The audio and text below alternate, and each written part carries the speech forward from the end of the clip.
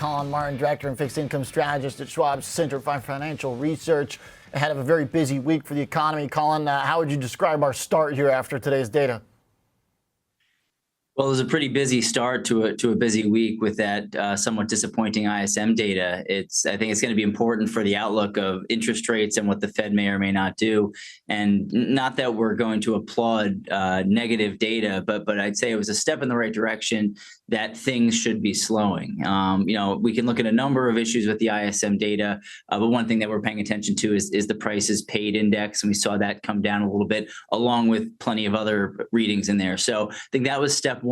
On Wednesday, we get the ISM services, and it's expected to increase from last month's, but that was supposed to be the case with the manufacturing this morning, and it surprised to the downside. So I think Wednesday will be possibly more important than today, because we are more of a services economy than manufacturing economy. And then, of course, it goes down to Friday's jobs report to see, how strong it is, how tight it is, or if we're starting to see more and more of that loosening that we've seen it kind of at the margins, but if we see even more loosening than we've seen over the past few months. I like the point about Wednesday, too, with ISM services, expecting basically the expectations were pretty similar, looking for, roughly about the 50 after last time we saw prices paid, while the overall number dipped. So if manufacturing put the bid into bonds like it did today, though, then boy, I guess if services comes in the same way, then we might be getting a major bond rally.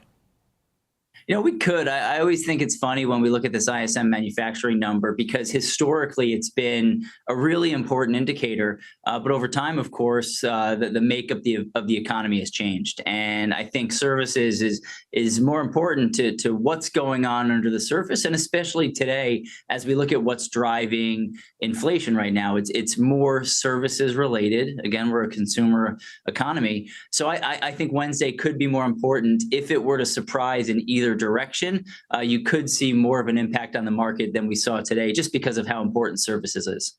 Okay. So jobs for Friday, then walk me through kind of the details and the contour of the report that you guys are expecting. Any reason to think about any variation from the general trend that we've gotten and stability we've seen from jobless claims? Can we kind of project that out at all?